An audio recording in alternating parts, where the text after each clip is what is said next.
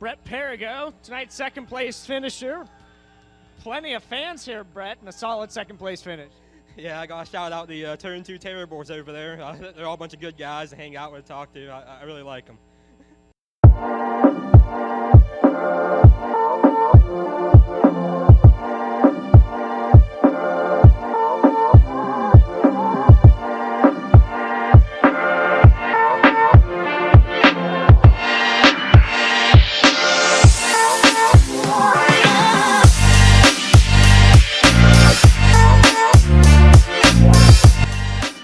How are you doing tonight, man?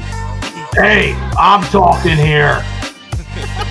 You know who you're talking to? Macho Man! I'm on my way to Monday Night Raw.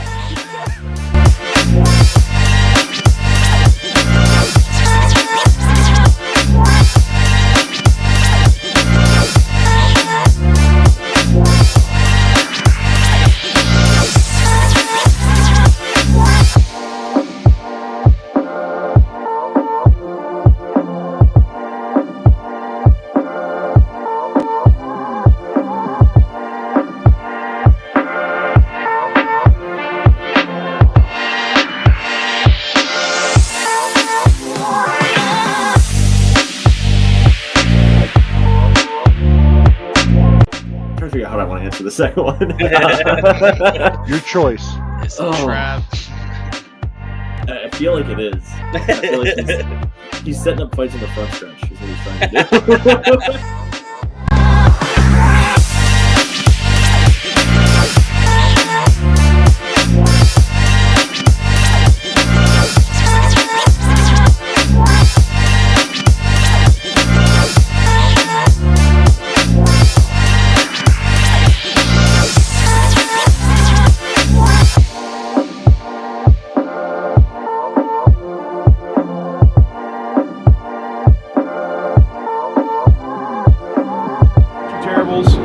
Speedway. We've got Devin Gordon with us. At Keen Motorsports Shop here with Kyle Keen. Sitting here with Sean Keen. We're going to talk a little bit about racing history. Yep.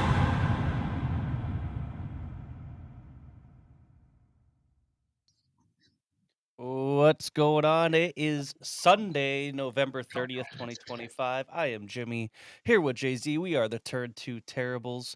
Hope everybody had a great Thanksgiving. Little quick off-season show because we had some pretty big news announced here in the area this week with the formation of the PA Posse Sprint Car Series.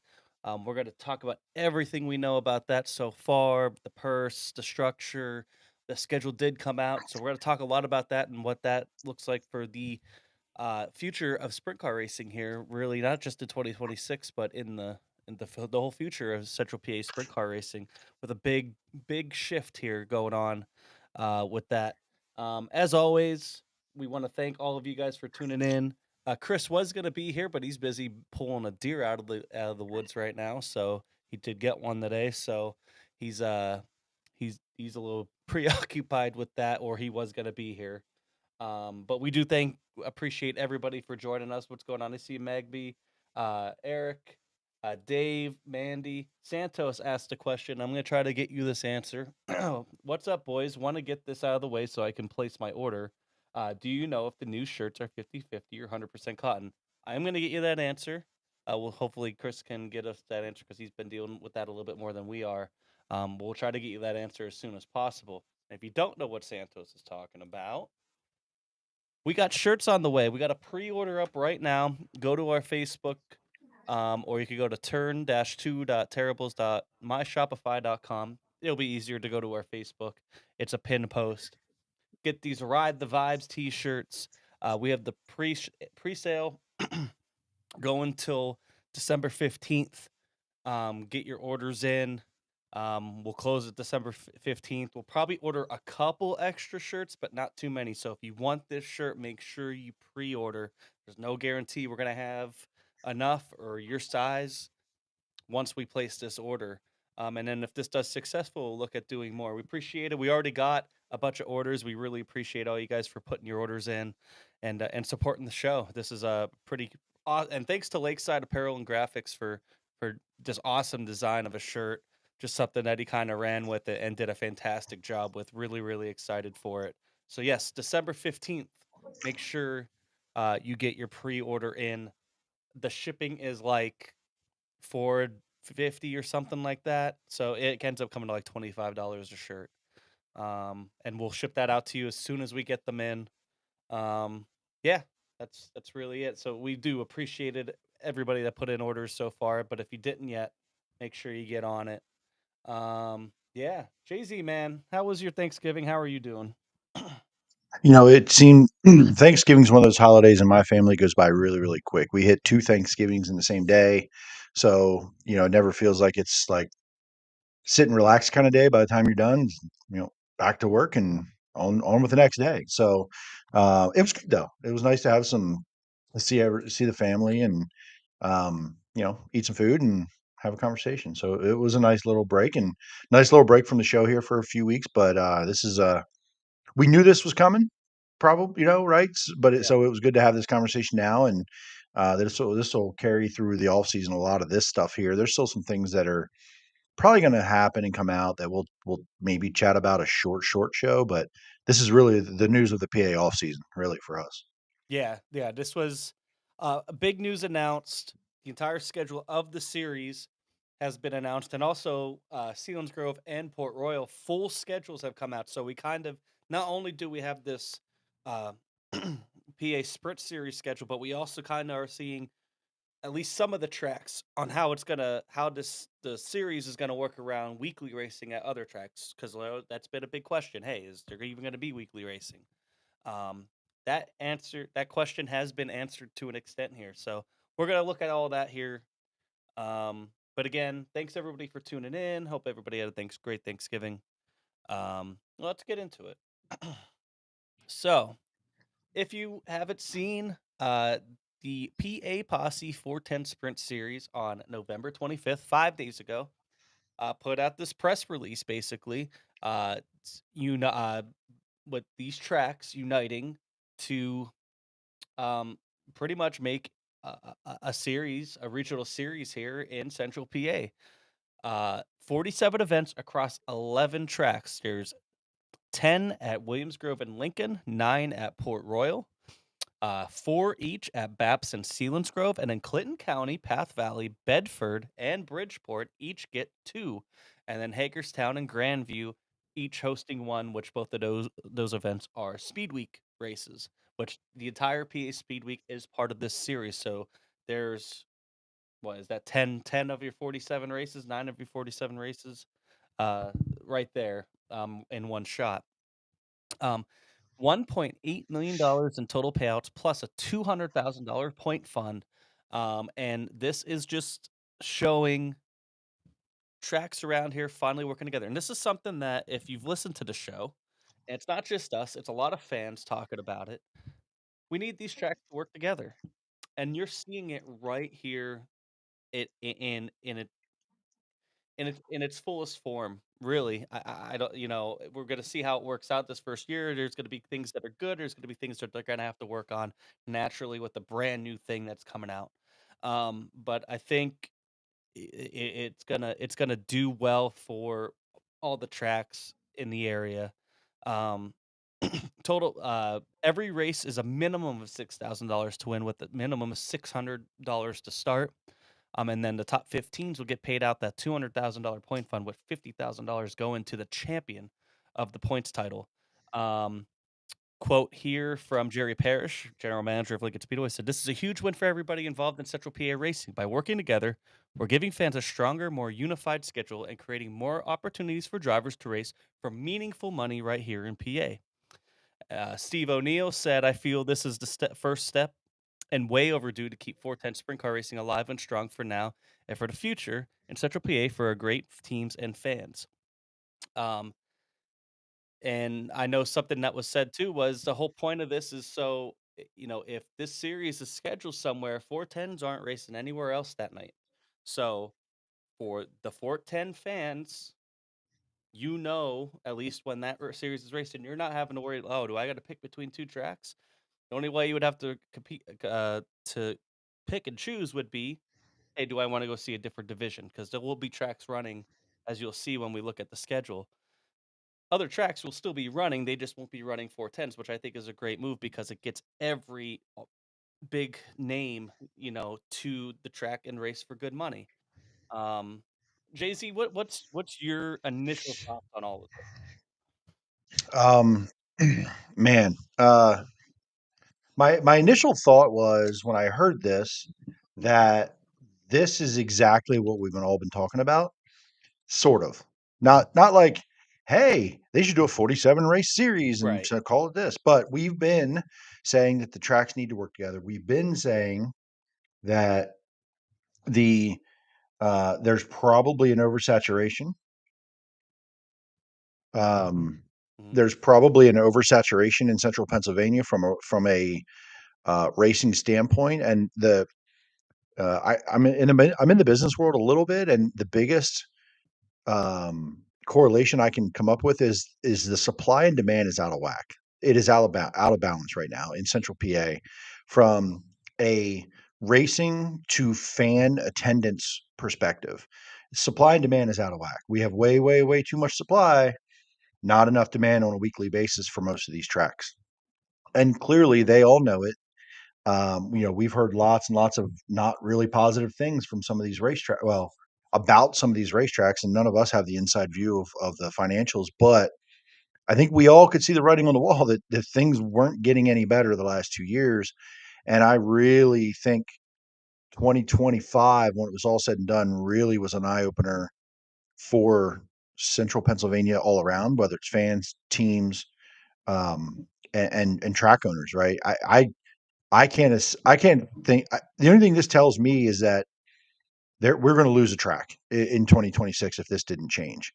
It had to change, and I really think that this is the idea and the premise is the right premise. So you know, um, for 410 racing in Central PA, getting that supply demand balance back in order a little bit, and if there's 47 of these races, think Speed Week attendance and then 47 of them.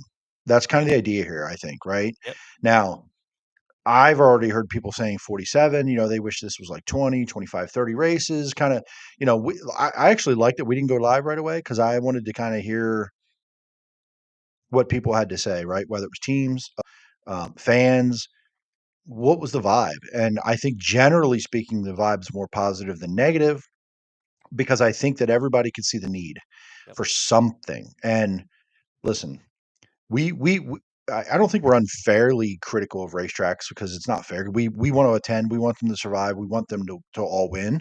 But we've also been like, hey, y'all got to get your shit together and work together, which has not been a thing, right? For the most part, the only time they work together is when they want to change a rule or kick people out of their racetracks. That's the only time they want to work together, right? So drivers, I mean, suspensions and Yeah. stuff, right? So this is, I think, a great collaboration from all of them. Now, like you said at the beginning in the opener, I really do believe that we have to all wait and see because yeah, there's 47 scheduled, but inevitably there's going to be rainouts. Yeah. Inevitably, things happen. We're going to lose some of these races. The next step here that I don't actually know the answer to, and maybe someone has answered this question. Maybe someone in our chat can answer this because we have some pretty diehard fans that keep up with this stuff. Is who's running the series? Are the folks that help come up with this? Are they the governing body? Meaning, hey, there's 4 people at the head of this deal making decisions. If something needs to be adapted, changed, modified during the season, what about formats? I know that they kind of left rules packages and formats up to the tracks individually. There won't all be time trials. They won't all be handicapped. They'll all have their own thing. But when they decided that, they did all that together, or is there someone who's not an owner helping with this series, right? Sort of like Speed Week. That's not a track thing. They'll kind of work, maybe talk, but who's running this? Is there a board? Is there a person? If you email this page or message it, who's on the other side? There's a question I have. Not that it changes anything, but I would like to know that. And will it change? What does next year look like? Do they revote? Do it's the same people? What if one track wants to be out of this deal? What Right. happens? These Well, are way, way down the road things. But all that being said, and the reason I'm even bringing that up is the idea is here, the structure's here. Now it's execution. yeah. So Will this work like they want it to? Go ahead. I do know that there's a $4,000 sanctioning fee to run each of these races. Who's that going to? Is that going to the tracks to split, or is that you know what I mean? Because like you said, Yeah, because what costs are the series yeah, incurring? there's no like what are the costs for the series? Because obviously the formats are going to be up to the tracks. The officiating Streaming and is up everything to will the be up to the tracks. tracks. The streaming's up to the tracks. So what does that $4,000 sanctioning fee go to? That would be a question that I think would give you probably more insight into that question that you're asking. I'm assuming it's just the big tracks here that are kind of working together, and they probably get the piece of the pie. I don't know though. But I just do know that it is a $4,000 sanctioning fee for each one of these races that the tracks have to pay.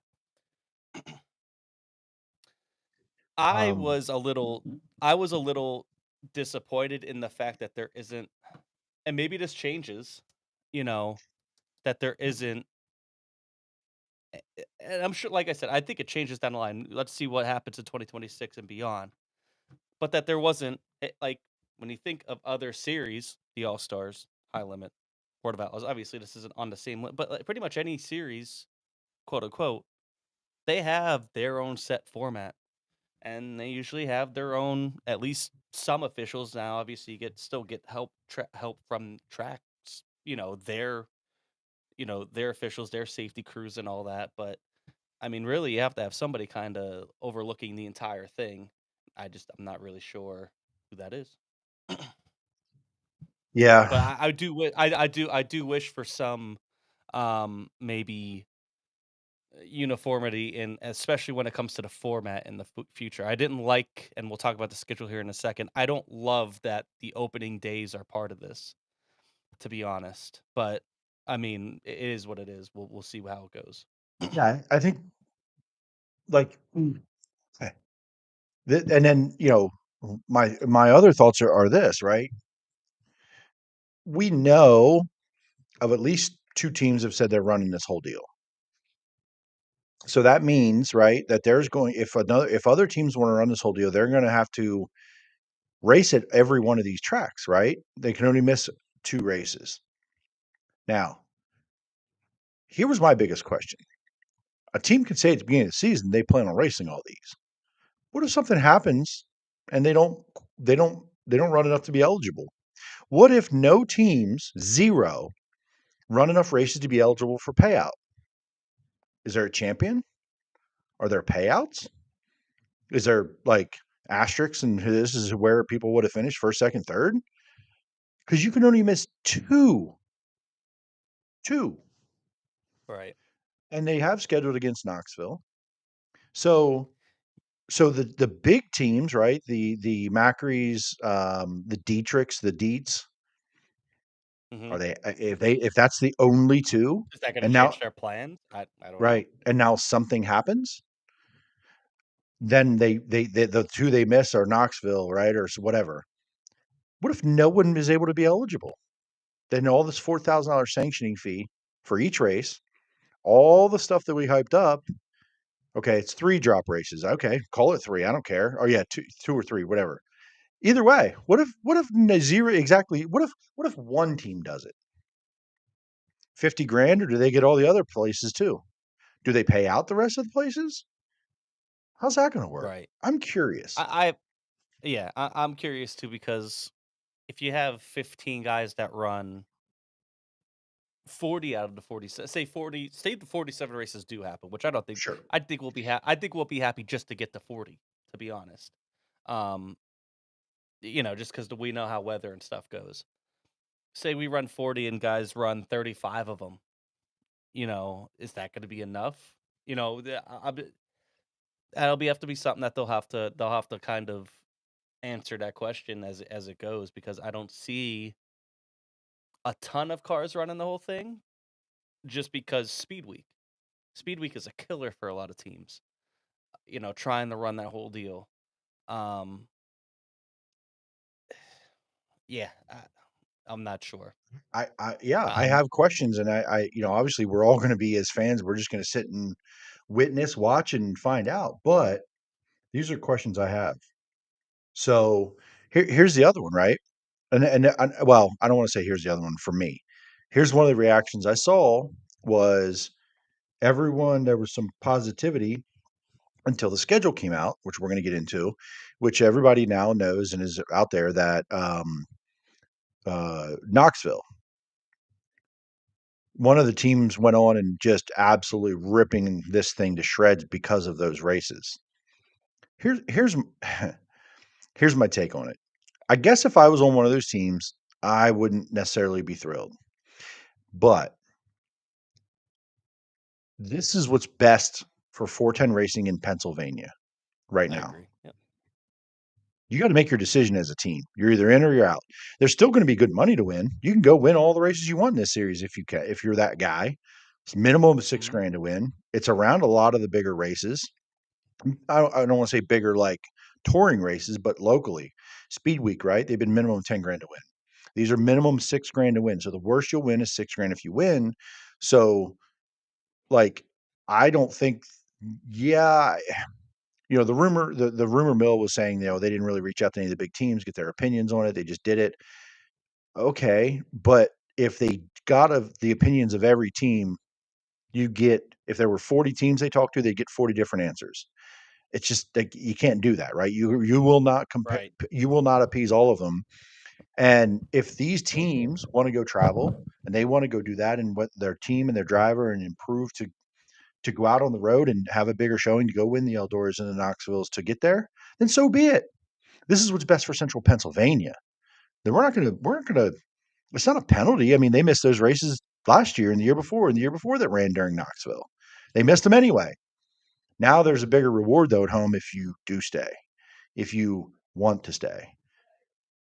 The rest of the country may give us even more shit for staying on the porch, but now at least they have a bigger incentive than maybe ever. On top of all the money they there's more could of a win reason now than ever. than Yeah. ever. On top of all the money before this series existed, all the money and all the racing you could do here at home. So, but I will say this over all of these things, what I love the most is that when this series is running a race, the other tracks are dark. Yeah. So At least for 410s. for 410s, Mhm. I know our buddy Tyler was already about showcasing other divisions on nights. Listen, Tyler, buddy, listen, I love you, but there aren't other divisions in Central PA that need to be showcased. This is our division. Okay. Now they're going to have their night. If there's 358 fans, there's modified. You're going and doing that anyway. No matter if you're following them, whether they ran it anywhere, you're going and doing that. So there's really not a lot of difference. But 410s are the pinnacle, the racing series in Central Pennsylvania. And this hopefully, obviously, hopefully will bring that supply and demand back into balance in Central PA where these tracks can now like get the attendance up, afford to pay their bills, make a couple bucks so we can continue to have them around for long term. Yeah, and I'm kind of with Tyler here a little bit, where some of those will get more chances of shine. These tracks get a little more of a chance to showcase some of these other divisions by probably having them a couple more nights than usual, having them being the only show in town. And you can do that by running. I mean, obviously, it's a lower purse. You could probably do a lower gate admission, and you're still going to get decent amount of people there because of all the people that are racing there and that'll want to support those drivers. So it's just like Jeremy said, though, 410s are the division here in Central PA, without a doubt. But that's not to say that the attendance at the other track, like if the attendance falls off at the other tracks, I don't think they're taking as big of a loss as if they're trying to support a 410 show that doesn't get very good attendance, which is what we saw a lot of the past few years because you have competing tracks and it's just kind of the same thing kind of over and over. Now it gives more meaning to some of these shows that, and this is something Santos said too, is that these races were going to happen regardless. And it's kind of something that we talked about before. It was like a lot of time trial shows now all of a sudden in Central PA. Everything's a special memorial or whatever, which is fine. But then they have the upped gate price, they have the upped purse, which is all good. I think that's fine. Now they have a series to go for. Now it's not just like feeling like a little bit of a bigger weekly show as it did before. Now it's going to something bigger and means a little bit more for sure. Yeah, and that same supply demand imbalance is the same level of imbalance between purse, gate money, and attendance. It's out of whack, right?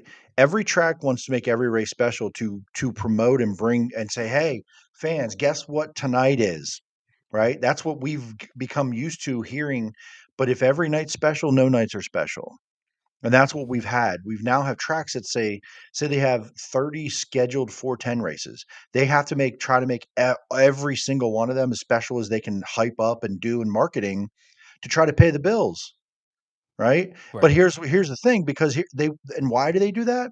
Because they want to find a sponsor for every race. So it's Pepsi night, it's York Excavating night, it's this night, it's that night, and that company that put up the money that night, they get some free passes. They bring out the people from the company, and they maybe they go. I know when these things happen at times, depending on the level of monetary commitment, they might get to choose a format. They might get to purse might be raised, but all that does is raise the gate money. But if no other drivers show up and there's nothing special, what's the incentive for the fan to show up? Because it says Yeah. ABC company night and it's $5 more because you made it 7,500 to win. If every night's like that, no nights are special. So that's And also an imbalance.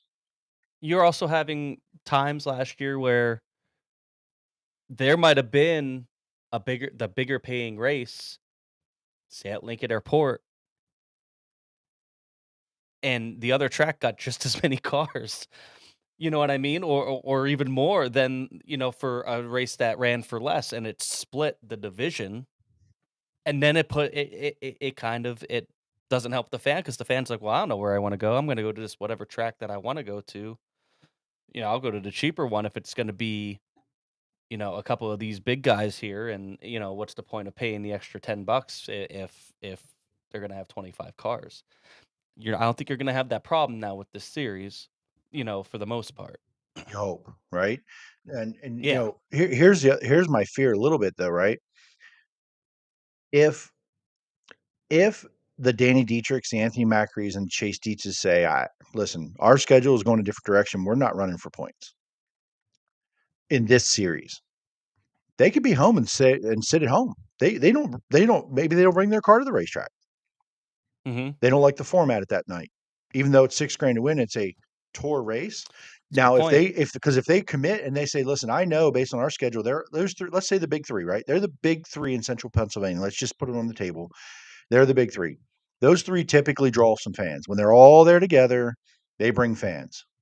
I've seen it. I've been there.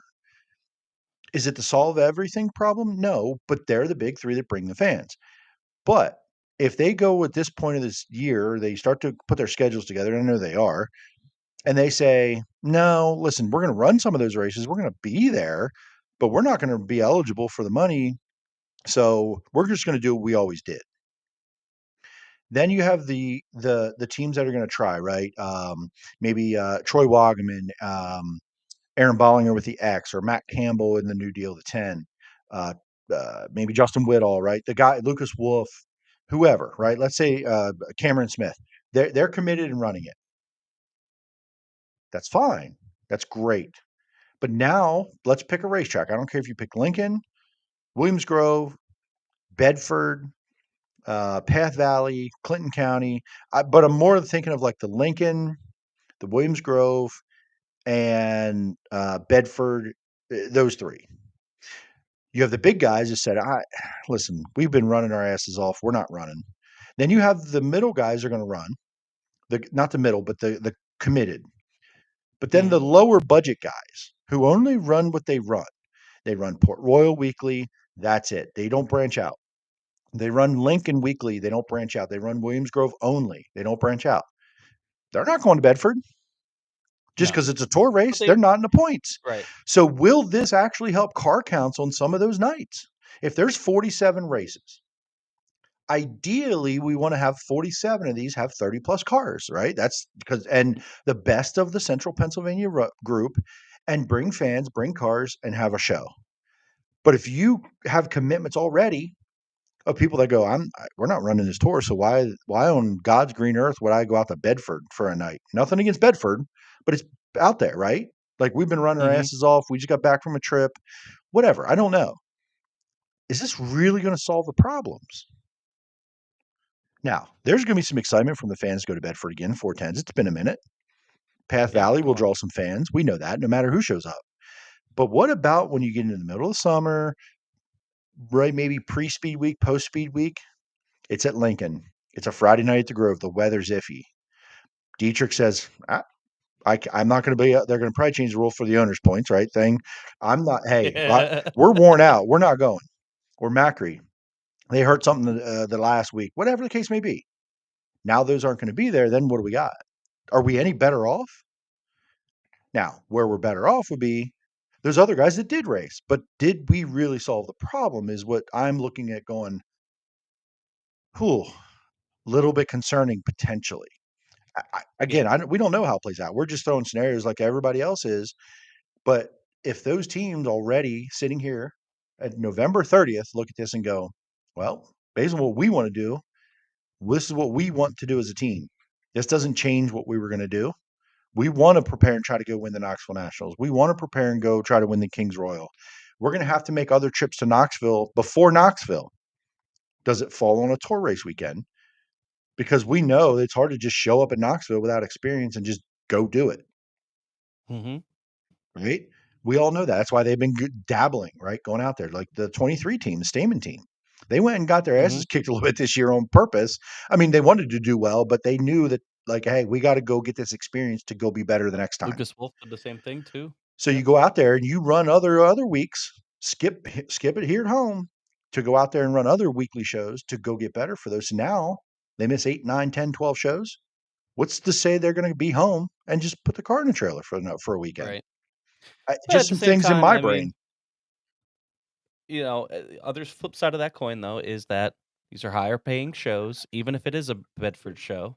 That might still, if they are home, even if you're not running for the points, there's still good money to be made at those places. And with some of these tracks being kind of more rare, like think of a place like Clinton County where some of these bigger names haven't been, or Bedford, people like, so a lot of drivers haven't been there, maybe at least in a 410, maybe like it kind of maybe equals the playing field a little bit just because it's kind of a little bit newer. Now, who knows what happens after a couple times going there, but you know what I'm saying? Like there's still other incentive other than running full-time points to go and run these races. What if there's not? What if Bedford's a $6,000 to win show? Is Anthony Macri really going to make the tow out to Bedford to win $6,000? I don't know. Maybe not. Maybe they will. Maybe hey, maybe they're I mean, home if and they say they're, we're I mean, doing that's it. what I mean. Like, Six. if they are home, and why wouldn't you? You know what I mean? You're a race team that's running full time. Listen, I made a joke. I made a joke in 2022 when Brett Marks won all them races and all that money. He don't get out of bed for less than $10,000 to win. You know what I'm saying? Like, Right. those guys might, like Danny. Sure. Danny ran almost 90 races all over the place. They come back, like there were nights that he was sat at home that one night at Williams Grove. They were home trying to go to leave for Sharon, and they were here and didn't race. Well, that could happen. Then what do we have? Those fans watch it on Dirt Vision instead of going? I don't know. Yeah, but you still, I'm not, you still again, have. I'm not shitting on this whole deal. I'm Yeah. really not. But I'm looking at concerns when we get to June, July, and August, and what does this look like? Oh, for sure. Yeah. When I first saw this schedule, I was more hoping to see it a little more condensed to maybe 4 months out of the season instead of the course of across the entire season. Maybe kind of maximize your May through August, and do these races. But as we're gonna jump here in a second to the schedule, you kind of see how it plays out. Because of what you're saying there is just because it is so drug out that you know, you don't really, if you're committed to the series, you're doing it, you know. I don't know. Let's get to some comments here. We got some good Yeah, ones coming in. Hey, listen, we appreciate all your comments. I know we have dominated the conversation so far, but yeah, chime in, ask questions. We may not have the answers. We've read what y'all have read, but if you have questions, you know what our opinions might be, whatever the case may be. Yeah, go ahead, Jimmy. Doug Witten says maybe they should have got together with drivers and car owners before they came out with this, just an opinion. I'm sure there was probably some conversations because a lot of people knew this was coming. If you're kind of talking to people that race on a weekly basis, they probably, I mean, I don't think anybody had a idea of the full scope, but I'm sure there were some conversations had. Um, but you're right. I mean, at the end of the day, the tracks kind of have to think about themselves and maximize what they can do for profits. But yeah, they should definitely take it with a grain of salt because, as Jeremy said before, if there's 40 drivers, all 40 drivers are going to have different opinions that are going to try to probably help them out. You know, They're going to say what's best in their best interest. right? Eric says, Eric Schneck, producer Eric, what's going on? Opinion question: should these 47 races, not including the National Series, be the only 410 races in Central PA? I thought this was going to be the majority of them, but I mean, we still race a lot here, and I was hoping maybe this would make them race a little bit less, but if anything, it's going to make them race a little bit more. That being said, I don't think it's a bad thing. I could just because again, you could look at the schedule here, and we know how weather is. You can have 20% of your schedule cut because of weather easily in here in Central PA.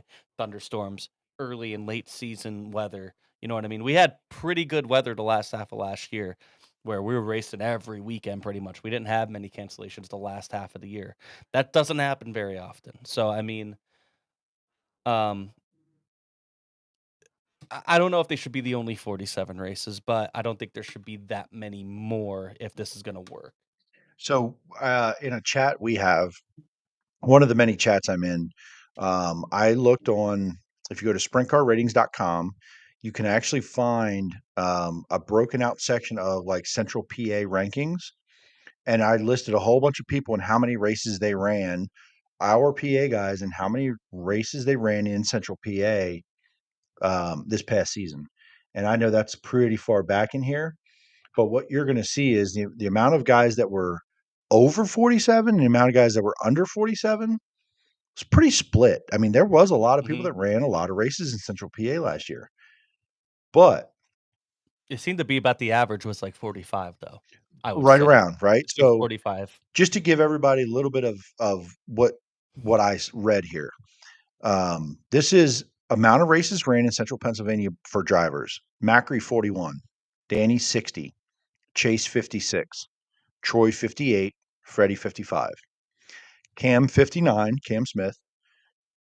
Now, that's the top. We already kind of know. We know Troy's Penn Central PA guy hasn't traveled much, but listen, that team, they're considering doing some run traveling, but I don't think they are now. They still may have a window. I don't know. We know Macri, Danny, and Chase travel. Freddie does not.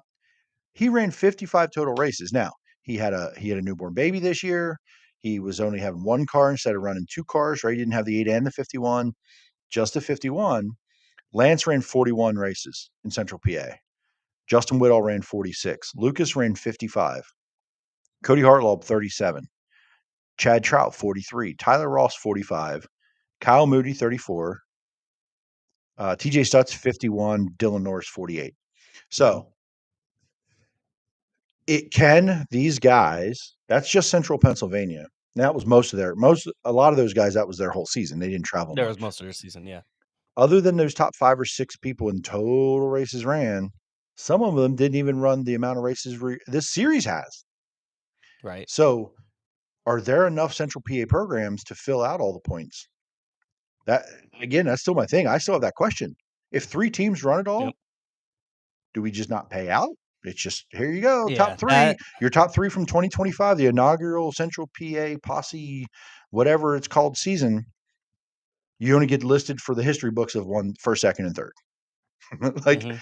Yeah. eh, interesting. Now, again, we'll see. We'll see. So I just found that to be kind of interesting. There's another one here. Billy, just use Billy's. Maurice, Oh, sorry. Go ahead. uh, Oh, I'll yes. get Let's talk I'll about get this. there. Our track's still having streaming. So ask Marie. I know Lincoln didn't have it this year. Well, Lincoln has their own service now. Is it PAPosse.tv now? So all of Lincoln races will be streamed, but on their own exclusive service. We've seen a lot of other tracks do this. I know Lernerville's one of them that has their own service, and some others. And it sounds like it'll be much like a model like Sprint Car Unlimited.tv, where it's pay, but not. I don't think there's going to be subscription. I I don't mean, think maybe they so. do come out with one. I don't think there's going to be subscription. You would pay per race, and you would pay pretty much what the gate price would be. Essentially, maybe a little bit added. I don't know yet, but that's kind of how Sprint Car Unlimited is, because that all goes to the track, and I have a feeling that this service is going to be very similar to that. Um, but they will all be streamed now. Now you have that option. It's just you do got to pony up for it. Let's see, a couple more. Eric also asked, does it hurt tracks like Bedford and Clinton County if the big teams don't make the trek, considering they have to pay a sanctioning fee? It could. That's the risk that they're taking, especially, Bedford's running 2 Sunday races. Bridgeport's running a Sunday race. That's tough to do, for some of these teams. See, now here's my thought on this. I don't think it hurts Bedford or Clinton County here. They have the No, supply. because they're good. They have the supply Yeah. demand balance where they Yes. have demand and not the supply. So when we look at that, what this is almost like we're most of us are NASCAR fans, right? We're in some capacity. NASCAR is famous for this. Remember there was a year or two where the road courses had all that chaos and wrecks and close finishes and the Marcos Ambrose years and Kyle Busch and Keselowski. And then all of a sudden everybody was like, more road courses, more road courses. And what do we got? We got 10 of them and they're shit. And then it was mile and a halfs are phenomenal. We got all the mile and a halfs. We want to go to every big market. Now they went to shit. And then it was short tracks. Now it's like it moves around. What Central PA doesn't need to do is go crazy here. Bedford, I think, will draw fans because it's a 410 show. They don't see it often. The fans that are local, fans that will travel. We know what Path Valley does when 410 show up. It's pretty good. No matter Yep. what drivers are there. Clinton County, they love it, man. They They can't get got great enough of it. turnouts. Can't get And enough of it. yeah. So I don't think And it'll hurt. half those cars were 305. Yeah, I don't think it'll hurt those tracks in the short term. But if Bedford says, "Oh, give me 10 of them," Clinton County goes, "Give me 10 of them," it'll wear itself out. And I think that's where Yeah. we've gotten in Central Pennsylvania in a sense is like, the Lincoln, they race too much. Williams Grove, they race too much. Port Royal is kind of the exception, right? Because it's like isolated, middle of nowhere. They're pretty good, but I could say their books probably weren't great on some shows this year. Mm-hmm. With the availability of streaming, you could stay home if the weather's iffy. Right. We've oversaturated. And this is what's hopefully will bring a little bit more balance back. Yep. And I think something here too is, I know me and you kind of had this. We were in one of our group chats. We kind of talked about it, and I think, is it going to hurt the weekly? Like, are fans going to stay loyal to a driver or a track? And I think what Central PA has become is just loyal to the division. Yeah, everybody has their drivers that they choose, their home track that they want to go to more often, but me as a guy who travels to all these different tracks anyway, whenever there's a 410 show, I see most of the same people from track to track to track to track. It's a big group that follows just the division wherever it is. So I think they're trying to capitalize off of it, and I think for the most part it'll work. Because I think that's where it is now. It's not, you're still gonna have people that are, I like this track, or I'm gonna follow this driver, but I think majority now at this point are, I'm for the vision. I'm for the 410s, and that's kind of where we're at. Joey Amantia. So, coming from somebody who is committed to a tour for 2026, the series was waged into our choices for next year to run. What turned me away as somebody who's transforming his team from non-wing to wing is the sheer amount of half-mile shows. Plus, the schedule does have some weird conflicts and travel weekends. Yeah, I mean, um, there's one of your, what you would say probably would be like as he's transitioning from non-wing to wing, a mid-level team that is trying to build their program. Uh, they're getting turned away from it because of that. But I mean, everybody's needs are different for sure, and I'm interested to see what tour you're committed to there for 2026. um, We should have had, you know, what we should have done for this show is had Billy on the show tonight. If we thought about this, we're not real smart. yeah, He's had some really good comments and questions, and I yeah, don't I'm want gonna to get skip to that. ahead, but Yeah. still waiting to see all these details. We'll have if this will have a positive impact on a team like mine. This is the team at Yep. Billy, kind of Billy's where his team lies in that like. You ever heard of a bell curve, right? If anybody knows what a bell curve looks like, Mhm. it flattens and it goes up and it goes down and it flats, right? Billy Dietrich is in like the peak of the bell curve of what Central PA can look like. 30 to 45 races, not a traveling team, trying to do with what within their means. I would love to know what they like a guy like him thinks about this, right? And then go to his next one here. Um, the amount of races, a bit of a debate, right? Yep. So the amount of races is a bit of a debate. If you're involved with the inner workings of a team, you really have to do the math, which they're doing math anyway, right? They're doing math like Mhm. at any point through the season, going, okay, what's our motor situation? Will we have ship? Like all the things that these guys do that a lot of us don't know about, right? Like I know, but I don't know, right? I'm involved with enough teams to know like how they do their shit. But when they start in February, they want to ideally have all their stuff ready. But the way things have been, that's not the case. That's They how it don't goes. get their second motor back until like June, and they're trying to figure out how to make it work. And now they blow up the good one they have, let's say, and they don't have anything until June, and they're out. Right? Mhm. That's the majority of Central PA racers. Then his last comment here. This whole deal isn't by any means what I thought Central PA needed. But I'm not a quote high roller team. If you look at the 2025 Hosehead standings, you'll see who stands to benefit from this deal. I agree because it's a lot of races. You now have to be able to support and say, if I'm going to run this series, no, Billy, I listen, man, I agree with you here because this is what I was just talking about. If you're the guy at the top, you can run all these. You have the funds, you have the equipment, you have the everything. The other guys that are there that want to do it, maybe they can make it. But what about everyone else? And that's the majority. If you go down to Williams Grove point standings, you go down to Lincoln point standings, and Port Royal point standings. There's maybe 6 teams, 7 teams in this area that have the funding and equipment that they could stand there right now and say, we could do that. That's it. And some of those teams aren't going to run enough to be eligible because they're going to travel. So now Right. there's 3.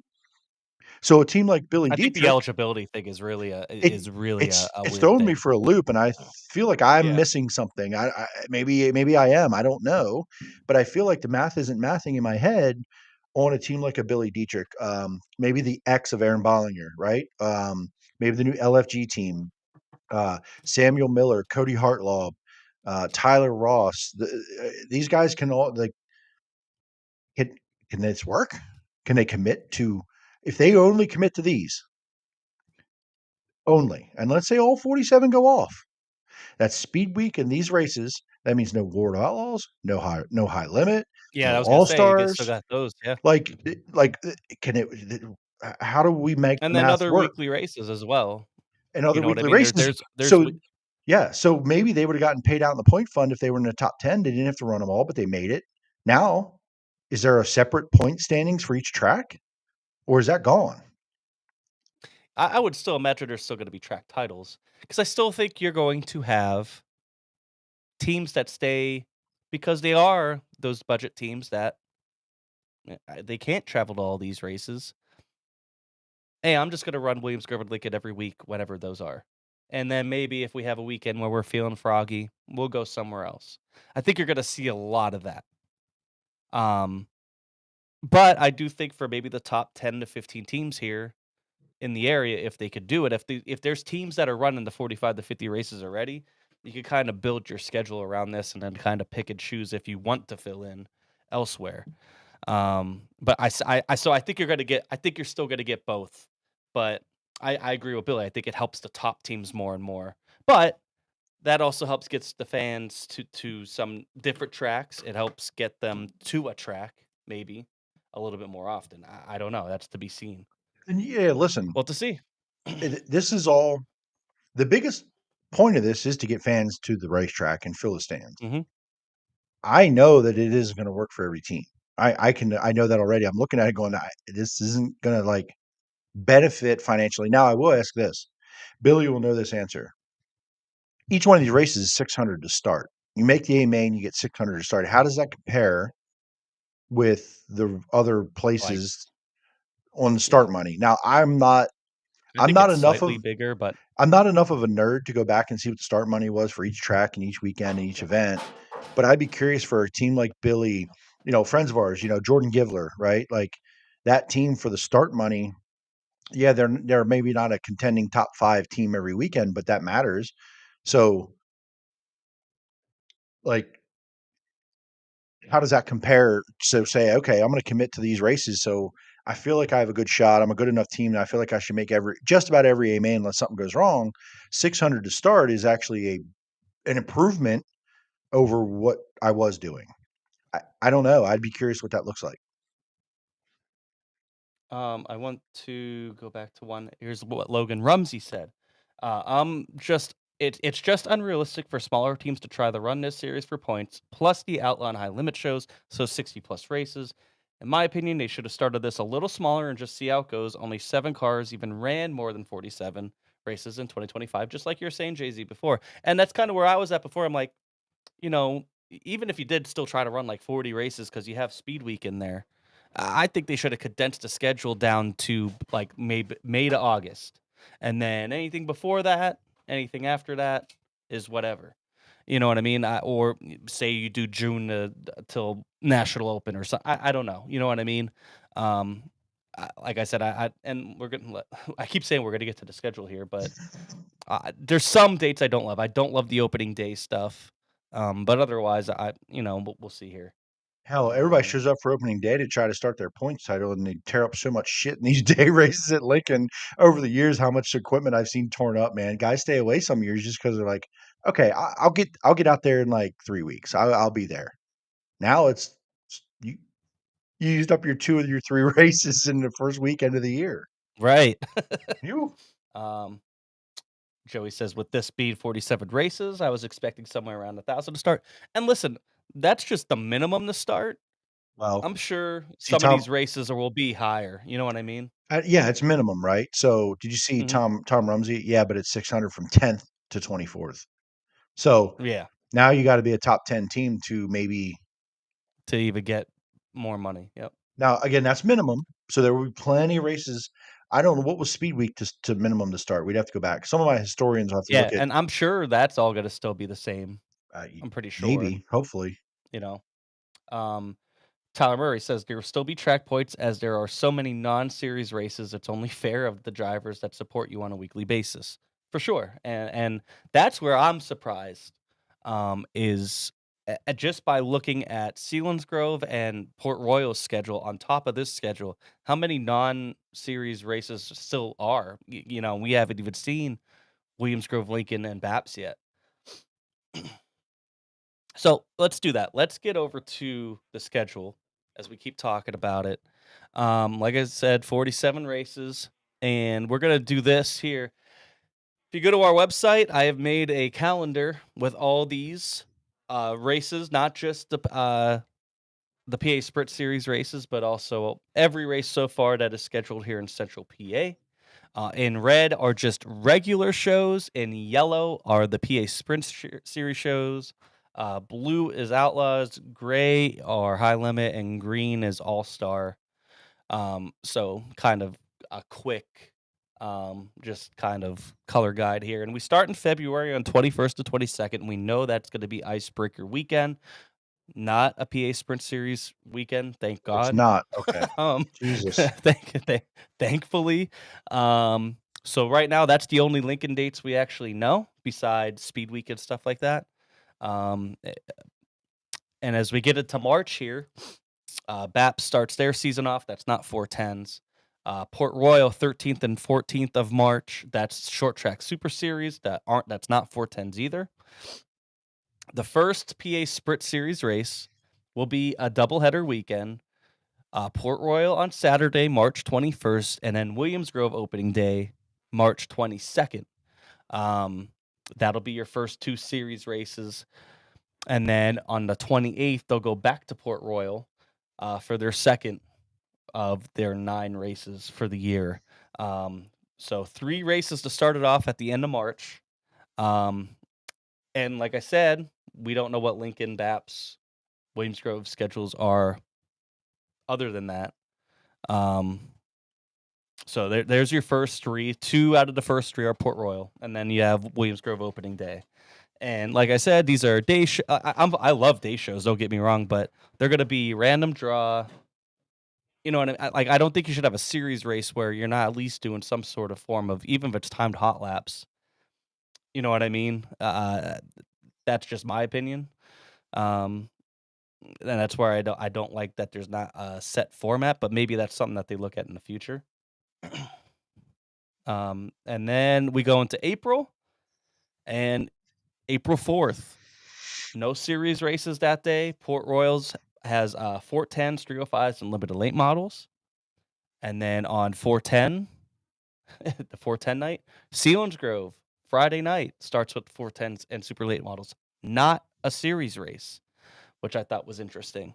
When I saw Sealands Grove had 410 dates, I thought majority, or on the series, I thought that was pretty good to be much all of them, but they actually have 8 or 9 total throughout the year. And then on the 11th, they go back to Port Royal for the Sprint Series, the Posse Sprint Series. So 3 out of the first 4 races are at Port Royal. So, okay. Then Hold on a second. Okay. So here's what I'm we're at looking at. mid-April here. This is April. So Saturday, April 4th, non-PA series means Port Royal and Lincoln will run same time. Yeah, they'll probably both run 410s. Then you got Port Royal only Saturday, Lincoln only Saturday, Port Royal only Saturday. And then, so the way they split, it looks like the way they split the month up, right? Port Royal, Lincoln. Yeah, and this one's, I have to change this. Port Royal. So in that month, Lincoln has one, in the whole month of April, Lincoln will have one show where they're not competed against the whole month of April. Just one. Yep. So the other weeks in April, if the weather's iffy, do they just shit the bed? Because history says it's not been great. Right. Now, man, that's tough. Port Royal's getting a lot of their series races out in the beginning part of the year. What, 5 of them, right? 1, 2, 3, 4. 4 of them. 4 of them by the end of April. 4 of their 9. That's a lot, I think, to start off. And Lincoln has 10, and they only have 1. So a lot of theirs are towards the end of the year. So yeah, Williams Grove and Lincoln have 2 Sprint Series shows. So Jesus, PAPSS, is that a great acronym for this or what? The Posse Series. I'm just gonna call it the Posse Series. Yeah, maybe, right? Like the Posse Series or something, because it's Posse Series. It's almost too close to pass. Yeah, the Posse Series. We'll go to Williams Grove on the 17th.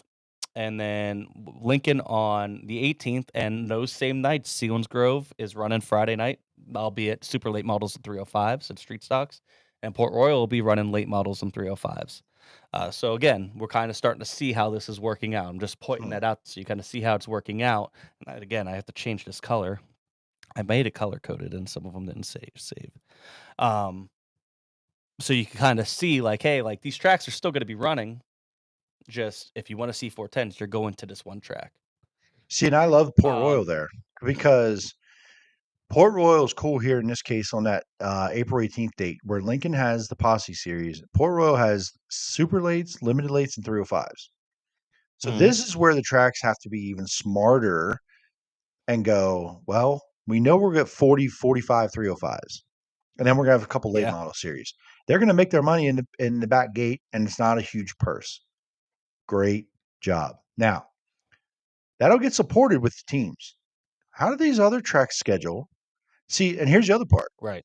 What other track has a Friday night date for the Posse Series? I think Selinsgrove has one. Well, they have a Sunday I could Speed be Week. wrong.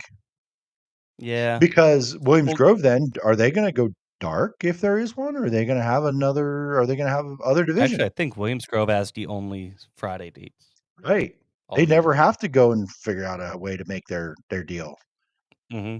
So, Which is going to be interesting because, like I said, so here in April, 2 Fridays in April, this was a big thing last year, and we're going to see how these tracks work together.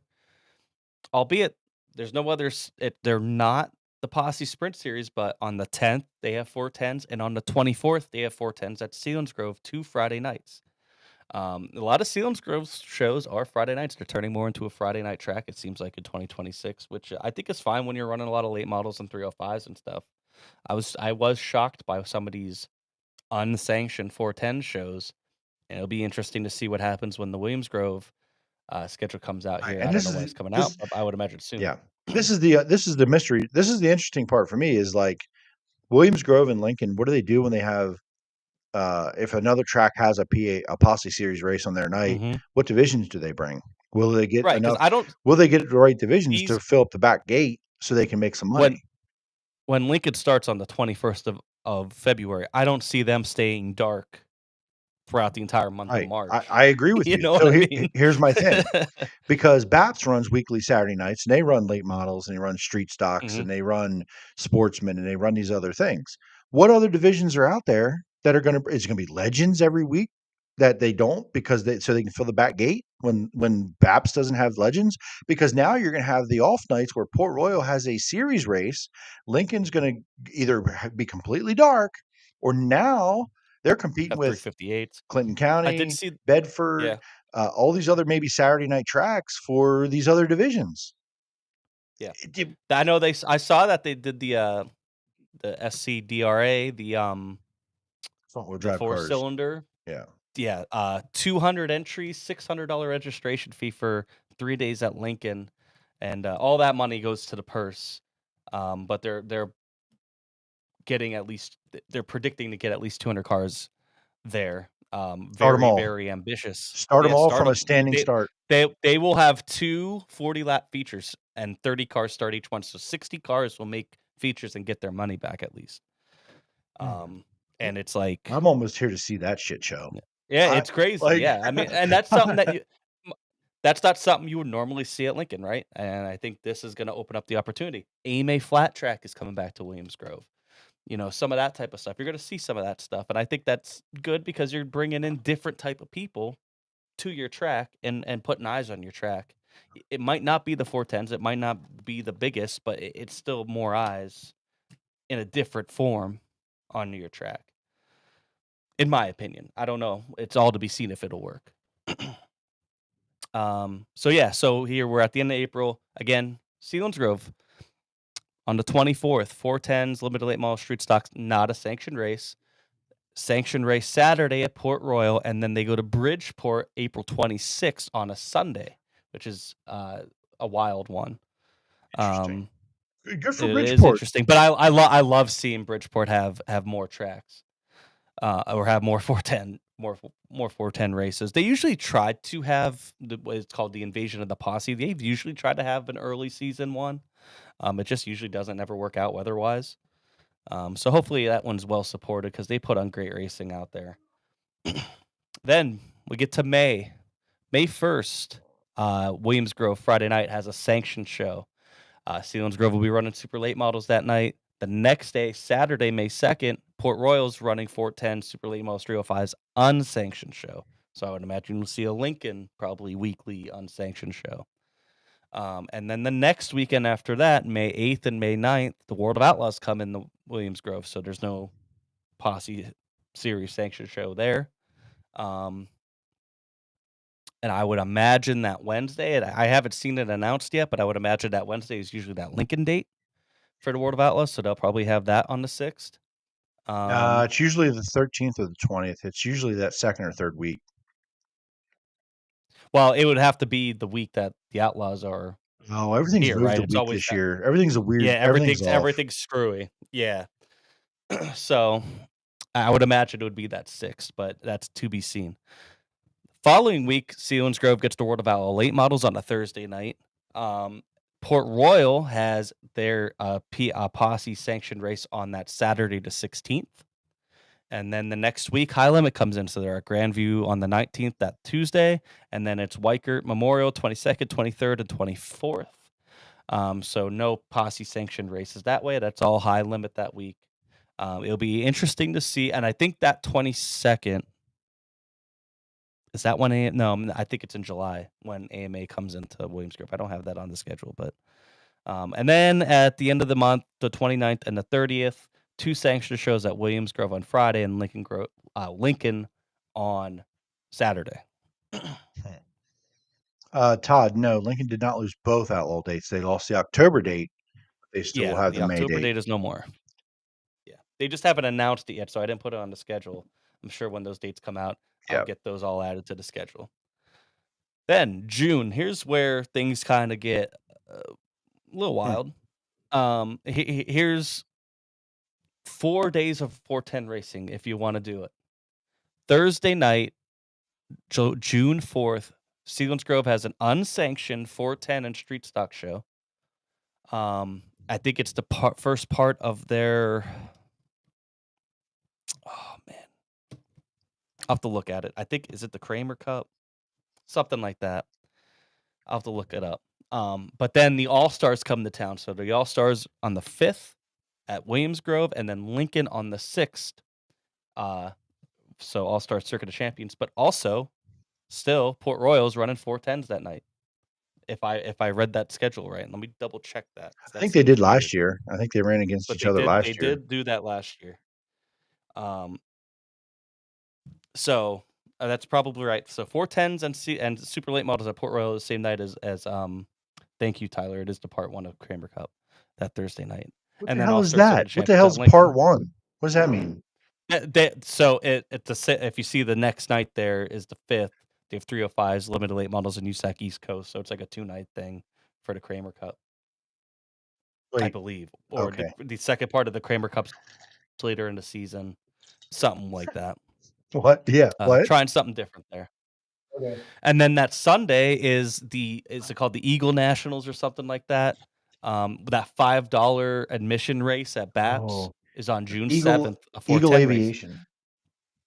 Eagle Aviation. That's thank what you. it is. So you have 4 straight nights there, 5 different 410 shows. And listen, Sealands Grove BAPS here, kind of maybe they could capitalize on the All-Star Circuit of Champions coming to town. You know, maybe Sealands Grove gets a couple different drivers. Maybe BAPS does too. Last year, I think BAPS ran this Sunday as well, right after the All-Stars were there, and they didn't get any. But either way, I mean, it's kind of like a summer kickoff right after Memorial Day where now you're starting to run 3-4 nights a week. And then following weekend, the only it's Friday, no sanctioned show. Sealands Grove have 305s. Saturday, Port Royal has 410s, limited late models 305s, unsanctioned. Sanctioned show, first one at Bedford on June 14th, that Sunday. Right, so here, okay? Friday, Saturday, Sunday. Friday, you're likely going to have Williams Grove 410s. Saturday, you're going to have a choice of either Port Royal or Lincoln 410s. Sunday, you got Bedford. You got a 3-day show. A week before Speed Week starts. How many drivers are going to be at that Bedford show? Yeah, it's going to be interesting. I mean, and you got to figure these are the tracks trying to find days that aren't trampling over the other tracks. Sure. They're willing to put up the sanctioning fee. They're going to try to take a shot here. So after that, the 19th and the 20th of June, Selinsgrove has a regular show on Friday night, and then the USAC Eastern Storm race at Port Royal, where they have 410s. They have the USAC Sprints and USAC Silver Crown on the 20th. That is not a Posse scheduled show, obviously. So it'll be interesting to see how the rest of that schedule fills out when USAC's schedule comes out. And then Sunday, Path Valley gets a Posse scheduled show on the 21st. And then that following week is PA Speed Week, starting on the 26th.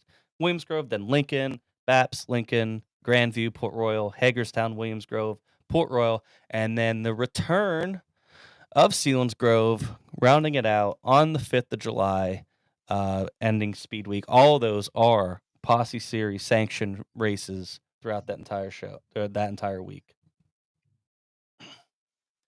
And then the following week, Clinton County on Friday is going with the Posse sanctioned show, which should be I'm excited for. But how many are going to get there? Right after Speed Week. But that being said, Selinsgrove that night is running 360, 358s. And then Port Royal that Saturday are running 410s and 305s. And then on that Sunday, July 12th, Bedford's running a sanctioned show. So a bunch of Sunday shows right in a row there. You have 1, 2, 3, 4, 5 of them right in a row from mid-June to mid-July. Sunday shows right in a row. Yeah, listen, man, I don't know. That's Matt Miller. Anyone know who's in charge of the series? I asked the same question, Matt. Nobody knows. If there is anyone. No idea. They didn't ask me, Matt, or you, I guess. So we're out. Tyler says, does that mean Williams Grove is dark the night of Clinton County? I wonder if they will, just because we have known that Friday after Speed Week to be a really dud. It's a dud usually. Usually you don't get a lot of fan and you don't get a ton of car turnout because you just came off a Speed Week and you kind of need a little bit of a night to take a breath. Especially if you're gonna try to run this whole series now, though. Now you got to run that night.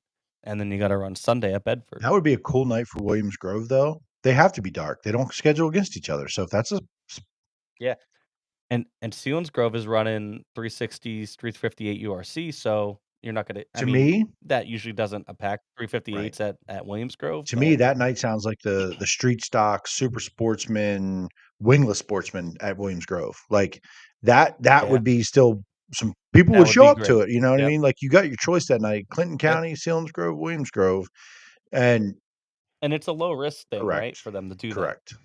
that. So mid-July here. Then the only other date we know there is on the 18th. Saturday the 18th, Port Royal's running a regular show with 410s, 358s, and 305s. So 358s are going back to Port Royal again, which is cool. A nice little 3-division show, all sprint cars, non-sanctioned. And then the following week, now you have Williams Grove on the 24th with a sanctioned Posse show. And then the new high limit weekend at Port Royal, Saturday and Sunday. So that's going to be a good show for Williams Grove, I think, because you're going to have all the high limit guys in town, and you'll probably have a bunch of them run that night. So that's a whole month of no Lincoln Posse races. Yeah. Now that doesn't mean Lincoln's not running, and Lincoln also has those 2 races right there, in Speed Week. Again, we don't know their schedule yet, but yeah, they don't have any sanctioned races other than the Speed Week races. Honestly, I hope they're either dark or they're not running 410s. This is the oversaturation part. People come off Speed Week, paid all that money. People have high limit coming at the end of the month. People have all these other races that are Posse races. You got to have some $10 entries, some fill the back gate stuff, or you're not open. Now, Jeremy Elliott had a great comment that he kind of had his eyes open a little bit, got some inside information about finances and tracks, and being dark hurts them more than being open. Cash flow. So Does Lincoln on one of these weeks, maybe they're dark, but the other week, do they have some legends and 305s or, you know, 358s too. You know what I mean? something somewhere that they Mhm. can make, you know, a little bit of cash flow in and out kind of deal. But I'm really interested to see how this shapes up. These off Yeah. weekends, Port Royal, obviously we have their stuff, right? But Lincoln, what they're going to do to Yeah, fill and this they're still in, doing a ton of weekly stuff. super Yep. interesting to find out here. Yeah. So, and then right off the back of High Limit being in the town that Wednesday, the 29th, you have Outlaws come to town then, where they go to BAPS on Wednesday, and then Summer Nationals the 31st and August 1st at Williams Grove. So, High Limit, right into the Outlaws, 2 big touring series coming in within a week. If y'all got, We've never seen that here before. That's gonna be pretty if y'all are cool. going to save your money up, you better save it up for the month of July in Pennsylvania. I was gonna say, Holy yeah, shit! yeah, because that's a lot of money right there to give out. Then looking at the rest of August right now, regular shows the 7th and the 8th for Selinsgrove and Port Royal. Port Royal running 410s. Then this is a cool one that I enjoy. It's going to be interesting to see how the other tracks schedule against them. Now this is Knoxville weekend, so they're usually dark anyway. This is a Clinton County has run this race against the Knoxville Nationals on the 15th. They've been doing that. Gets good turnout. Selinsgrove's going to run that Friday night now, the night before. So a Selinsgrove, Clinton County, Knoxville Nationals alternative. I hate this. I hate this. I Run don't hate it, 410s, but I don't make them Posse Series races. It didn't need it. Clinton yeah, County yeah, especially I can didn't see need that. it. They're Yeah, going to Clinton get County fans didn't and need cars to show do up that, no. regardless. I don't disagree with some of those guys on these 2 races, man. Like, I don't love this. I don't love the Clinton County Yeah. one. Just doesn't need to be a Posse race. But the Selinsgrove, I can understand why they would want it to be. They don't have a ton of them. But this night, what about the Friday before? Why couldn't Yeah. it be the Friday before? Yeah, that's what I'm saying. Like, look at that. Now, maybe they're thinking you're coming right off of Because Williams Grove has 2 High Limit shows and then 3 yeah, but World of but Outlaws Williams Grove has shows. the But Outlaws why the wouldn't you weekend do it the before. weekend Williams before? Grove has the Outlaws weekend Yeah. before they're open. Selinsgrove should be the 7th, should be a Posse race. Williams Grove can run some other Yeah. bullshit or go dark. There, you just made your money. You got They're your usually Summer Nationals. Yeah. I don't know. Ugh. There I'm must be with more. you. There's I'm got with to be you on something that we one. don't know. I thought this was a There's weird got to be one. something we don't know. Yeah. You know what I'm saying? Like from a Yeah. And I scheduling know perspective. and I know, you know, some of the schedule's thrown off because of just the way things fall this year, but you knew when it was gonna fall. So it is a little weird to me that there's no sanction races the weekend before the weekend before Knoxville Nationals, albeit I know that's off of 2 straight weekends of national touring series coming in. Yeah, but the guy But then you're gonna go against the Knoxville doesn't Nationals. matter, It's very right? Like if strange. the guys are Yeah. going to leave, say, hey, I would run the series. I'll figure that out. It's a week later. Yeah, I ran those weekends. Yeah. But if I didn't travel and it didn't go anywhere, I would expect us to have a race the weekend after an outlaw race. Big deal. Yeah, and I think it's still fine to run 410s like you're saying. I just don't know if they need to be sanctioned series Right. shows. You know what I mean? So I'm with you on that. Weekend after that, Williams Grove and Port Royal have 2 sanctioned shows, and then the weekend after that one, the 28th and 29th of August, you have Williams Grove and Lincoln. So they'll go back to back weekends with sanctioned shows Friday and Saturday. The 28th and the 29th, Port Royal has Lucas Oil Late Model Series coming in, sort of competing. And then that Sunday, the 30th, Selinsgrove has 410s and street stocks unsanctioned. Yeah, I think I see it though. I think I already see the issue. So look at Port Royal on Saturday nights in August. They have one 410 show. Mhm. And it's an unsanctioned show. Well, 2. Where's the other one? Can I not see it? And they have I'm the sorry. sanctioned On the show 22nd, on the right? 22nd. So they have that one. On the 8th, if that was Clinton County up there or that was Selinsgrove up there, that means Port Royal would have had one 410 race the entire month of August.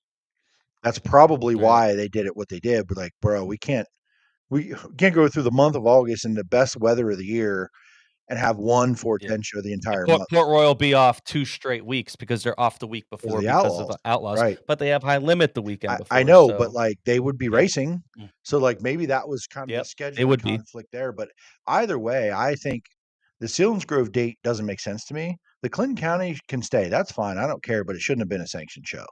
There's no benefit. They're Mhm. just gonna. What I don't know what the purse was for that show last year. To the winter share, wasn't it 70? Was it $7,500? So maybe it will be again. I forget if that was the one that was Sure. raised. Yeah. But anyway, like I don't see the need to make that a Posse series race to me. And then the Selinsgrove date is Yeah. just unnecessary. Yeah. Okay. That'll be. I'm gonna have to look at that some more. I think as I go, and I'm starting to get drunk, so it's gonna get worse. And then we go to Labor Day weekend. Lincoln has back-to-back shows Saturday and Sunday. This is their Labor Day duels that will now become a sanctioned show. And I think that's great. I think that helps raise the profile of this event that they've been pushing for the past 2 years. And Port Royal officially now, they won't run 410s on that Saturday night. They will run USAC East Coast Super Late Models and Limited Late Models. And then Selinsgrove also runs that Sunday night. They'll run Super Late Models, Limited Late Models, Wingless Sportsman, and 305s. So all eyes on Lincoln for that weekend to really help them boost the Labor Day weekend there. That they've been trying to push for when they made this So event 2 or 3 years when's ago. Labor Day? The 7th? The 7th, So which the Labor Day Classic okay. now is part of this at Port Royal is part of this series. I'm glad that race So still I is think gonna be this around. I think this is a huge positive right here. This whole weekend, this is what we're talking about where tracks working together, right? Because remember, it was a big deal because Selinsgrove always had that Sunday for the longest time. Obviously, Selinsgrove went through whatever they did, and then Lincoln came in and did the Labor Day duels and also took Saturday and Sunday. And then you always had Port Royal running that Saturday night as the fair opener with 410s. Selinsgrove usually ran 410s on Sunday, and it became a whole thing. Now with this series, it creates this. Look at this. This is the type of collaboration. I think this is a perfect example of what it could be and should be. Yep. And then obviously Tuscarora 50, the 10th, 11th, and 12th. So there'll be no other series races the rest of the week, but you do have 3 straight series races Labor Day weekend between Saturday, Sunday, and Monday, and then you go right into High Limit coming into town Thursday, Friday, Saturday. And then after High Limit, after Tusky 50, that's when Port Royal season's over. And then BAPS comes in for a Saturday date right after Tusky with a sanctioned show. And then Sunday will be Path Valley. So a BAPS Path Valley Saturday and Sunday after Tusky. Then here's another thing that I like. So end of September, 25th and 26th, the weekend before the National Open, you have Williams Grove and Lincoln with sanctioned shows. Lincoln going out on a limb here. That Wednesday of National Open, they will have a PA Series sanctioned show on a Wednesday night right before National Open. I think that's, we'll see how much it pays and everything. But that you kind of capitalize on. There's a lot of people that come from all over, to come to the National Right. Open. They're taking a little bit of a risk here doing this Wednesday show, but if weather is good and everything, it could really work out. So I for want to them. know where the Outlaws are, where they're coming from, because usually they come from the West Coast back to the National Open, but they're only doing an early season West Coast trip. So where are the Outlaws going to be the weekend Yeah. before? Yeah, and the outlaw schedule isn't out yet, so we don't know that. So I'm wondering if they'll be closer to the so- coast where Lincoln's trying to capitalize, get some outlaw drivers in for this race. Right. We can't. Yeah, because can that be? And maybe that's something like, hey, this has been a really successful show. There's a lot of people that come here. Maybe that's where Lincoln gets a second outlaw day back in the future. Maybe the Outlaws say, hey, maybe we can run that Wednesday, right before National Open. Just throwing that out there. I think it's something fresh and new, and I think that could Outlaws are coming from Ohio the weekend before. Yeah, they come from Ohio, and then I think they go back to Ohio right after National Open now. So I think that was an interesting and a unique move by Lincoln. I think I think it's a smart move. I think it could work. It is a risk. It's something new. It's a midweek show still, especially at the end of September, right when school's in session and everything. But a lot of people take vacations around National Open, so it could still really work out for them in their And favor. maybe we're just thinking ahead of going. Maybe outlaw drivers will show up, but will they let them show up? Yeah, I don't know. I don't Yeah. know. Then we go into October after National Open. Selinsgrove has their National Open. Then both of those nights, Friday and Saturday, October 9th and 10th, will be Posse Series sanctioned shows, which makes a lot of sense. But I think that's good that Selinsgrove gets a nice little back-to-back weekend here. Hopefully it works out weather-wise for them. And then it's a bunch of Saturday shows in a row. Lincoln the following Saturday, the 17th. Baps the following Saturday after that, the 24th. And then Bridgeport has their Halloween what is special. Look always at that been on Halloween. yeah, which is the Dirty Jersey finale is now part of the Posse Sprint Series, which I think is great because the past couple of years when I've gone to that, it packs the stands. It's always a really cool.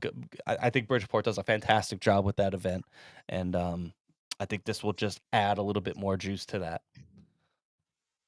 And then the finale will be the final showdown in November. November 14th is the final show of this series at Baps Motor Speedway. And that's the schedule. That's the schedule as we know it now. Again, the links for this for either a Google Calendar or your iPhone calendar, you could download these right to your calendar.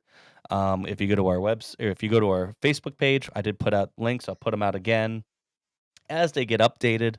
As we get more schedules, I'll be punching them in, and all you have to do is look at, hey, what's going on this week, and you can look right at your phone and see what's going on in the area in terms of racing. So That calendar, you made that last year and yeah, sent it to me. That was a godsend, man. Knowing what was coming each I weekend, know it was great.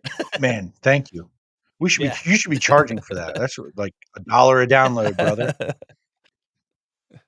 Well, I mean, if you want to thank us, still Hey, go to our website and go buy our shirt. Buy our shirt. I gotta please. order one. I gotta order one. I gotta get mine.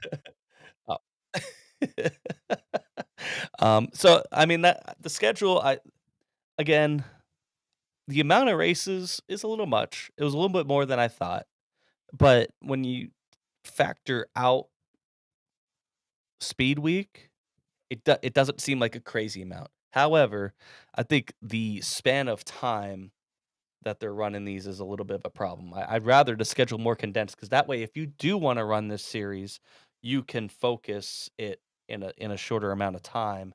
And then if you want to just run your weekly series, you have all before and all after that to run your weekly stuff. From February to May, and then from September till November, you could still do all that. You could do unsanctioned stuff, but let's see how it goes this first year. I am 90% over the moon about this thing. I think it's, as a fan, I think it's good. Yeah. Are we going to pay a little bit more at the gate? Maybe. Probably. It's probably going to be like $5 more because of the up purse. Depending on the track, it's going to be up to the track on how they want to charge. But I mean, you don't have to really pick and choose. I mean, I think it'll get more fans to the track instead of splitting fans, and it's all going to depend on how this first year goes. I would have liked to see a little bit more uniformity in terms of format and actually feeling like a sanctioned series. I'm not saying we need to be high limit or the All Stars or anything like that, but a little bit more uniformity when it comes to that to really make it feel like more like a series rather than just a bunch of weekly shows that have an up purse that make up a different series now. You know what I mean? But all in all, I'm overly positive. I think it's a good thing in the long run they got to execute now, right? I mean that's going to be the biggest thing is executing it right, taking feedback, see what works, see what doesn't work, and then improving it for the following year. So try to get back to some of your comments here before we sign off for the night. Do appreciate all of you guys tuning in, giving your opinions here. Um, it's an exciting time. I think it's something new, fresh, and exciting that we have been clamoring for here in PA. Of course, there's always going to be detractors and I don't want to say negativity, but there's going to be some hesitation around something new. But I think we just got to be patient and see how this all plays out um, before we really give a full judgment on it. But I think all in all, the overall idea is a positive one for the state of sprint car racing here in Central PA. Matt Miller, did any drivers announce they're committing to the series? So I think the only one that publicly said we're running the Central PA series was Matt Campbell in the LFG 10 car. We know, or we've heard in just our circles that the 27, Troy Wagaman, that's their plan at this point. Other than that, no, haven't heard anyone else say that they are absolutely going to gear up to do this yet. So I think it's early. I think they need to kind of see the other schedules Yeah, come out. it's very early. Yeah, we just got done with the season. Some people want a couple of weeks before they have to start thinking about next season. You know what I mean? We didn't expect to be back here, but what this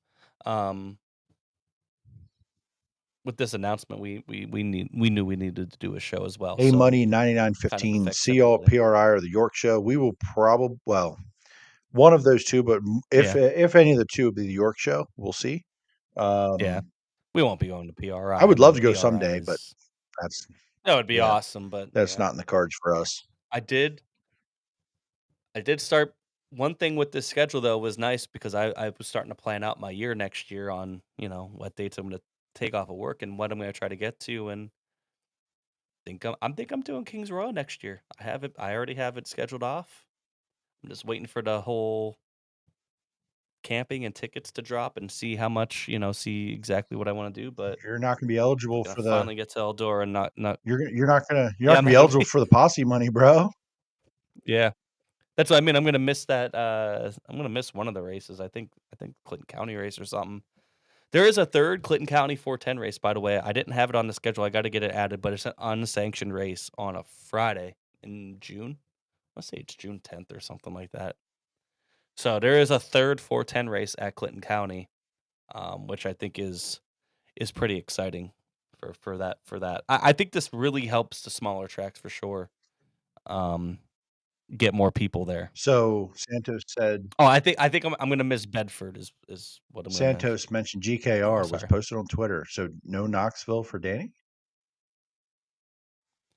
I mean, he's talked about how he doesn't love he likes going out to Knoxville, but not. You know what I mean? It kind of throws their year off sometimes. He said that when we interviewed him 2 years ago, or last year, or whatever it was. Bring the camper and do Fremont and Attica. I am taking off that whole week, so maybe. Damn, you imagine that? Eldora, Fremont, Attica. I know that would be. I would love to get to Attica for sure. Fremont would be cool. Like I want to go as a fan. I'd love to see both of those. But as a photographer, dude, Attica. Oh, I want to go see it for real in person as a fan and drink a whole bunch of beer and have a great time. But being a photographer, man, Attica, I really want to do that one.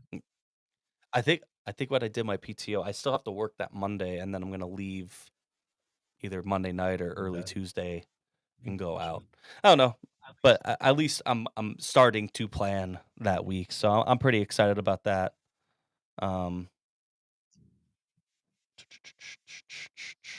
else? How about doing a deal for 47 races or a season pass? Seems a lot of tracks are making out better than others. Well,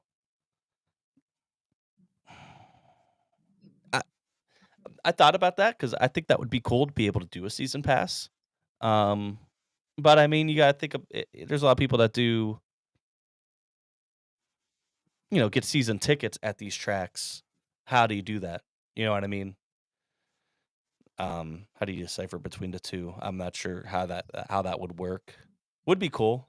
But yeah, I mean, obviously some are making out better than others, but honestly, Williams Grove, Lincoln, Port Royal, they didn't need to give up anything. They were, this will help them, I think, but they didn't need to give up some dates to other tracks and bow down. You know what I mean? They could have just stayed competing, and I think some of the smaller tracks are actually going to be the ones that benefit the most out of this.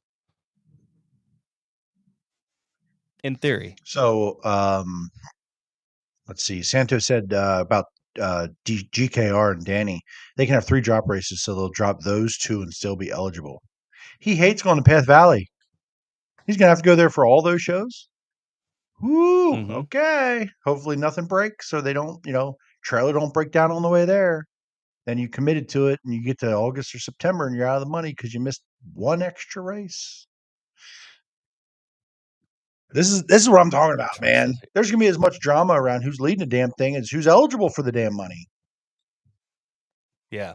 I think that's going to be because the way they made it sound like is there's only 3 drops, but we know how like, the biggest thing for me is Speed Week, because Speed Week you see guys drop off at the end of the week, they fall out of the points.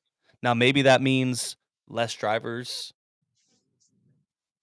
drop off a Speed Week towards the end because points still matter even though you're not in for the Speed Week points. But it's still a grueling week for those guys, and if and people still work. So I don't know. Here's a question, and this might be something that we'll see here in the next couple weeks. Do you think this brings in people from outside of PA to come in and run this series? Because I know, like Devin Borden's looking for a ride. 0.0%. You don't think anybody No, would? they won't. There's nobody out there who's Will going to try. drive here for that many races to compete against our guys.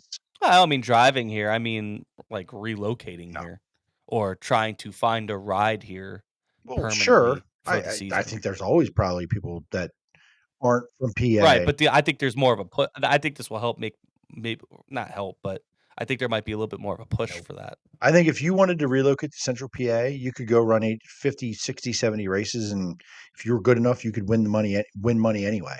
I don't think this does anything for that. Right. Like there's guys that like Jeremy Weaver and AJ Flick, they had their opinions on there, but can those guys, do they have the funding to really do it? Can their drive the programs do it, weekends yeah. and then what they want to do maybe at home or traveling or touring? Like, yeah, I think it's interesting. I don't see it. I think you get 1 or 2. I think there's going to be 1 or 2 people that surprise us that try to run this whole deal. I mean, you'll have your spot guys come in and run races, but not the whole thing. I just can't see it. Matt Miller's making a good point here with like Danny.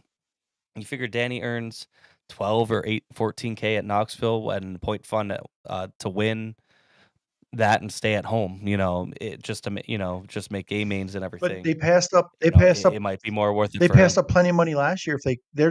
That's a car that can go win any night. They passed up races here to go race elsewhere last year. Weather, do whatever. They could just come and go as they please. Danny's not a guy who likes doing point shit. And right. Let me ask you this: is this the car owner or is this a driver? Are we gonna play? Are we gonna have fuck around? Are we gonna have fuck around games again, like Williams Grove deal? Yeah. I don't know. I would imagine it's probably going to be a driver's Maybe. thing. I think they would have. Just to. saying. I don't know. I didn't read anything that said that specifically. Maybe maybe, and who knows? Maybe it is, but maybe I missed it. But that's a question that needs to be answered. Yeah. Someone here said to Jeremy Weaver, I could see, there's guys that have come out before and maybe they'll want to make a more Central PA centric.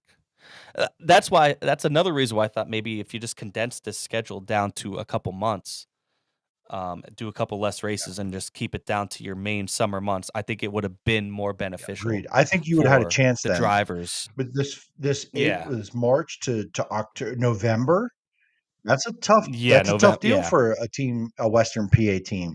right? They're not the most funded guys in the world. I mean, other than a touring series teams, Central PA is some of the best funded teams in the country. It's not other guys going to come from other areas that less funded to come do our deal, you know? Todd joked about Brian Brown. No, I don't think he would. I think Brian Brown wants to be Posse at heart. I think he does. Yeah. I really do. But we don't want him, so there's that, you know. Tyler Koenig.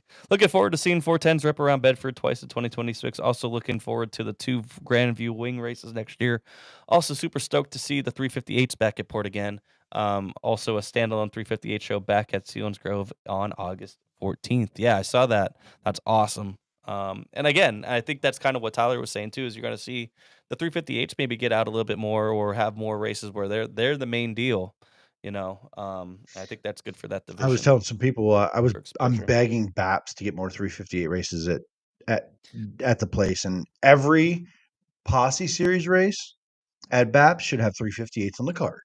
I'm begging you, figure it out, make it happen. 410s, 358s at BAPS. I mean, and just inject that right into my veins, man. Favorite. Let's go. Yeah. Final thoughts. I'm not gonna do a trick it or dump it. My final thought is just I'm pretty optimistic about this. I think it's going to improve certain things. There's gonna be problems. There's gonna be issues that they're gonna have to work through, and there's gonna be things that don't work. But I'm pretty happy about this series, and I think this will be a good step in the right direction for the whole sprint car scene. And I'm hoping it does what they're trying to accomplish. And I think the biggest thing to take away from all of it is that the tracks are working together. We're not elbowing each other out of the way as often now, and that's a good positive thing because that'll help keep these tracks open. Yeah. As a little bit longer to maybe if they were still competing. So, it's not going to be perfect, but I'm willing to sit through some shit to try to get to work it out, and hopefully we in 3-4 years from now we see a good ironed out version of this. Yeah, I love the idea. I love that they work together to come up with it. I love that they're not going to compete against each other during these races. And less is more. We're in an era where we have to rethink the way we do things in Central PA with sprint car racing. I think it's obviously still it's a niche. It is diehard. It's not for the casual fan. You just have to figure out how to make the casual fan a diehard. For years it worked. It's not working. They're still going to need to do promotion. They're still going to need to try to get people to the racetrack. I think tracks need to rethink how they need to rethink how people get to the racetrack. And it's no longer can we just put a special business name on it, add a few laps and a couple bucks, and think fans will show up. That shit does not work anymore. Right. This will help where there's not overlapping races and racetrack competing against each other and something that matters. Yes. But tracks need to step back, rethink how they do it, and say, we need to get people in our front gate, not by raising prices and saying, well, if I got less people, I got to get more per ticket. No, false. You need to figure out a way in the world of leisure activities how to steal market share back from other activities, from other shit people are doing, people that don't know what this is about, and get people to the racetrack and introduce them and put on a good show, make it efficient, and get them to come back. You don't get more people in your door by raising your prices. And I know the pinch. Well, drivers want more money. Cost of racing goes up. I get it. We want to pay the teams more money. We raise the ticket price to be able to pay the purse, to be able to say we put on a show, blah, blah, blah, blah, blah, more money to the winner. But the 10 grand versus 12 grand to win doesn't bring more fans to your freaking racetrack. It doesn't. It maybe in the past it did. Oh my God, $25,000 to win. Come see a race. Does that make the race better? I think No. We need people in the stands. Tracks have to rethink how the situation works and how we get asses in seats to get them to come back again. What BAPS is doing with the Eagle Aviation $5 deal, a year ahead of time and That's it. pre-ticket sales. That's an extreme version of what I'm talking about. But yeah, I also understand tracks just can't lower ticket prices and fans will show up. You got to have one with the other. You got to do all the things right. This is a start. This is not the solution, but this is a start. Keep going, Central PA. Keep going. Yeah. Going back to what you're saying, like just upping the purse doesn't bring people. The idea was it brings all the best drivers out in the area to those races, and that's what brings the fan out. Well, now you just substituted that with this series, and I think that'll help bring, not having them compete is the biggest thing. You know, you when that series is running, there's one track you go watch 410s at. You're either gonna go there or you're gonna go order it on pay-per-view. Um, and it doesn't really matter at the end of the day how much it's gonna pay. That's more for the drivers to worry about. Um, so yeah, I agree with you on that. I think it's a huge step in the right. I think it's a good step in the right direction. It's a start. But it's gonna take a few years to iron out, I think. Dakota Kuhn mentioned how many series races will be tribute/memorial races. All of them. One Probably of all of them them, is going yeah. to be named the Weekly Racing Memorial Race. Yeah, I gotta say, when I first saw this, I really thought that's where it was gonna go. I thought we're gonna see a lot lot smaller schedules for these tracks, and I was shocked when I saw Port Royal and Selinsgrove's schedules. To be honest, I mean, Port Royals look pretty normal, and Selinsgrove looks a little bit more extensive. Um, you know, so really, it is just a lot of these tribute races that were big money rebranded under the series with less competition and more focus. So, um, yeah, I think I'm with you. I think pretty much all of them are going to be, which is fine. That's fine. I think there's time and place for that. Make those races feel a little bit more special and actually pay tribute as they're supposed to. All right, That's it. guys, thank you guys so much. Again, if you want a T-shirt, please pre-order by the 15th. I don't know if we're gonna have another show before then. But if there's more news that comes out, we'll try to have one, and then we're gonna start setting some stuff up for probably early next year to start coming back and doing some more driver interviews and on all that. But if we don't have another show for some reason before then, we want to wish everybody a happy Thanksgiving, happy holidays, Merry Christmas, Happy New Year. Really, really appreciate all you guys, and we'll see you guys on the other side.